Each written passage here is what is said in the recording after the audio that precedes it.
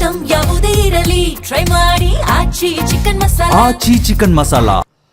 ಇನ್ನು ವಿಧಾನ ಪರಿಷತ್ ಚುನಾವಣೆಯಲ್ಲಿ 7ನೇ ಸ್ಥಾನಕ್ಕಾಗಿ ಕಾಂಗ್ರೆಸ್ ಜೆಡಿಎಸ್ ಫೈಟ್ ಮಾಡ್ತಾ ಇತ್ತು. ಶಾಸಕರ ಕ್ರಾಸ್ ವೋಟಿಂಗ್ ಭೀತಿಯಲ್ಲಿ ರೆಸಾರ್ಟ್ ರಾಜಕೀಯ ನಡೆದಿತ್ತು. ಆದರೆ ಕಾಂಗ್ರೆಸ್ ಶಾಸಕರ ಅಡ್ಡ ಮತದಾನ ಆಗುತ್ತೆ ಅಂತ ಲೆಕ್ಕಾಚಾರ ಹಾಕ್ತಾ ಇದ್ರೆ ಕ್ಲೈಮ್ಯಾಕ್ಸ್ ನಲ್ಲಿ ಸೀನ್ ಚೇಂಜ್ ಆಗಿತ್ತು. ಹೊಸ ಟ್ವಿಸ್ಟ್ ಸಿಕ್ಕಿತ್ತು.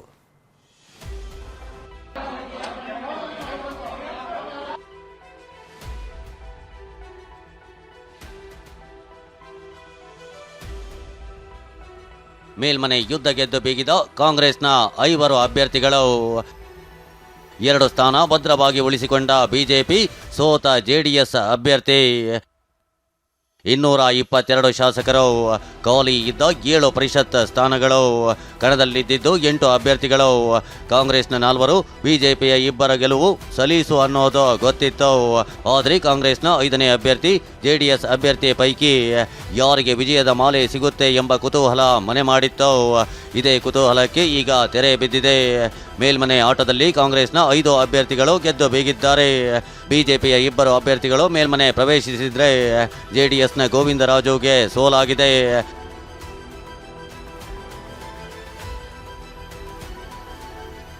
ಹಾಗಾದ್ರೆ ಮೇಲ್ಮನೆ ಕದನದಲ್ಲಿ ಯಾರಿಗೆ ಎಷ್ಟು ಮತ ಸಿಗ್ತಾವ್ ಅದನ್ನೇ ತೋರಿಸ್ತೀವಿ ನೋಡಿ. ಕಾಂಗ್ರೆಸ್ನ ಬಿಕೆ ಹರಿಪ್ರಸಾದ್ 30 ಮತ ಪಡೆದಿದ್ದಾರೆ. ತಿಪ್ಪಣ್ಣಪ್ಪ ಕಮಕನೂರು 30, PV ಮೋಹನ್ 29, ಶಿವಣ್ಣ ಮಳವಳ್ಳಿ 30 ಮತ ಗಳಿಸಿದ್ದಾರೆ. ಹಾಗೆಯೇ DK ಶಿವಕುಮಾರ್ ಆಪ್ತ 5ನೇ ಅಭ್ಯರ್ಥಿ ವಿನಯ್ ಕಾರ್ತಿಕ್ಗೆ ಬರೋಬ್ಬರಿ 32 ಮತಗಳು ಬಂದಿವೆ. ಒಟ್ಟು 135 ಶಾಸಕರ ಬಲ. ಪಕ್ಷೇತರ 2, ಕರ್ನಾಟಕ ಸರ್ವೋದಯ ಪಕ್ಷದ 1 ಮತ ಸೇರಿ ಕಾಂಗ್ರೆಸ್ಗೆ 138 ಮತ ಭದ್ರವಾಗಿತ್ತು. ಆದರೆ ಕಾಂಗ್ರೆಸ್ಗೆ ಒಟ್ಟು 151 ಮತಗಳು ಬಂದಿದ್ದು ಬಿಜೆಪಿ ಜೆಡಿಎಸ್ ಶಾಸಕರನ್ನ ಸೆಳೆಯುವಲ್ಲಿ DK ಸಕ್ಸಸ್ ಆಗಿದ್ದಾರೆ. ನಿರೀಕ್ಷಿತ ಮತಗಳಿಗಿಂತ ಹೆಚ್ಚು ಮತ ಬಂದಿದೆ ಅಂತ ವಿನಯ್ ಕಾರ್ತಿಕ್ ಸಂತಸಗೊಂಡಿದ್ದಾರೆ.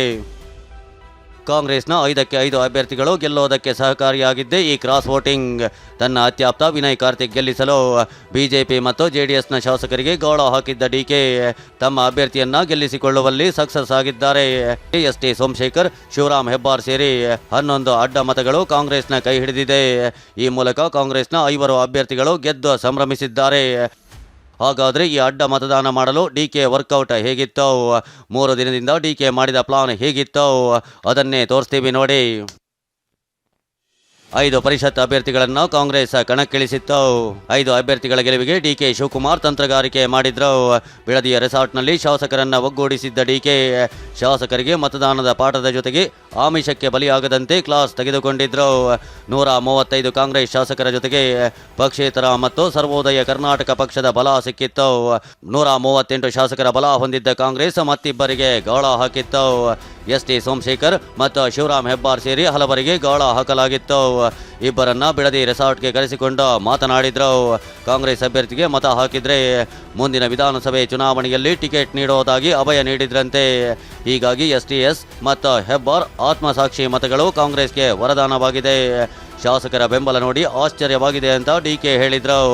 ಶಾಸಕರ ಬೆಂಬಲ ನೋಡಿ ನನಗೆ ಆಶ್ಚರ್ಯ ಆಗ್ತಾ ಇದೆ. ನಮ್ಮ ಸರ್ಕಾರಕ್ಕೆ ಯಾವ ರೀತಿ ಬೆಂಬಲವನ್ನ ವ್ಯಕ್ತಪಡಿಸಿದ್ದಾರೆ ಅಂತ. ಇದು ನನ್ನ ಸರ್ಕಾರದ ಬೆಂಬಲ ಅಲ್ಲ, ಇದು ರಾಜ್ಯದ ಜನತೆಯ ಹಿತಕ್ಕೋಸ್ಕರ ಯಾವ ಹೆಜ್ಜೆಯಲ್ಲಿ ನಾವು ಮುಂದಕ್ಕೆ ಹೋಗ್ತಾ ಇದ್ದೀವಿ ಎಲ್ಲ ಶಾಸಕರು ಕೂಡ ಅವರ ವಿಶ್ವಾಸವನ್ನು ವ್ಯಕ್ತಪಡಿಸಿದ್ದಾರೆ. ಕಾಂಗ್ರೆಸ್ನ ರಣತಂತ್ರದ ಮುಂದೆ ಮುಗ್ಗರಿಸಿದ ಜೆಡಿಎಸ್. ಕಾಂಗ್ರೆಸ್ನ ಈ ರಣತಂತ್ರದಲ್ಲಿ ಜೆಡಿಎಸ್ ಮುಗ್ಗರಿಸಿದೆ. ಜೆಡಿಎಸ್ ಅಭ್ಯರ್ಥಿ ಗೋವಿಂದರಾಜು ಸೋಲು ಕಂಡಿದ್ದಾರೆ. ಅಭ್ಯರ್ಥಿ ಗೆಲುವು ಮುಖ್ಯವಲ್ಲ, ಶಾಸಕರ ಒಗ್ಗಟ್ಟು ಮುಖ್ಯ ಎಂದಿದ್ದ ಕುಮಾರಸ್ವಾಮಿ ಗೋವಿಂದರಾಜುರನ್ನ ಕಣಕ್ಕೆ ಇಳಿಸಿದ್ರು. ಜೆಡಿಎಸ್ ಶಾಸಕರು ಕೈತಪ್ಪಿ ಹೋಗದಂತೆ ತಂತ್ರ ಮಾಡಿಕೊಂಡಿದ್ರು. ಆದರೂ ಕೊನೆ ಕ್ಷಣದಲ್ಲಿ ಜೆಡಿಎಸ್ನ ಲೆಕ್ಕಾಚಾರ ಕೈತಪ್ಪಿತ್ತು. ಮತದಾನದ ಆರಂಭದಲ್ಲೇ GTD ಆತ್ಮಸಾಕ್ಷಿ ಮತ ಹಾಕಿದ್ದಾಗಲೇ ದಳಪತಿಗಳ ಲೆಕ್ಕ ಉಲ್ಟಾ ಆಗಿತ್ತು. ಕನಿಷ್ಠ 24 ಮತಗಳ ನಿರೀಕ್ಷೆಯಲ್ಲಿದ್ದ ಜೆಡಿಎಸ್ಗೆ ಸಿಕ್ಕಿದ್ದು ಬರೀ 14 ಮತಗಳು. ಹೀಗಾಗಿ ಜೆಡಿಎಸ್ನ ಗೋವಿಂದರಾಜುಗೆ ಹೀನಾಯ ಸೋಲಾಗಿದೆ. ಜೆಡಿಎಸ್ನಲ್ಲಿ 18 ಶಾಸಕರಿದ್ದರು. ಜೆಡಿಎಸ್ನ ಅಭ್ಯರ್ಥಿಗೆ ಸಿಕ್ಕಿದ್ದು ಬರೀ 14 ಮತಗಳು. ಹೀಗಾಗಿ ಜೆಡಿಎಸ್ನ ಶಾಸಕರೇ ದಳಪತಿಗೆ ಕೈ ಕೊಟ್ಟಿದ್ದಾರೆ. ಇನ್ನು ಬಿಜೆಪಿಯ ಲಿಂಗರಾಜ್ ಪಾಟೀಲ್ ಎಲಿಮಿನೇಷನ್ ರೌಂಡ್ನಲ್ಲಿ 27 ಮತ ಪಡೆದು ಮೇಲ್ಮನೆಗೆ ಎಂಟ್ರಿ ಕೊಡ್ತಿದ್ದಾರೆ. ರಘು ಕೌಟಿಲ್ಯ 29 ಮತ ಪಡೆದಿದ್ದಾರೆ. ಆದರೆ ರಘು ಕೌಟಿಲ್ಯಗೆ 30 ಮತಗಳನ್ನು ಹಾಕಲಾಗಿತ್ತು. ಆದರೆ 1 ಮತ ಅಸಿಂಧುವಾಗಿದ್ದರಿಂದ ರಘುಗೆ 29 ಮತ ಸಿಕ್ಕಿದೆ. ಈ ಮೂಲಕ ಬಿಜೆಪಿ ತನ್ನ 2 ಸ್ಥಾನಗಳನ್ನು ಭದ್ರಪಡಿಸಿಕೊಂಡಿದೆ.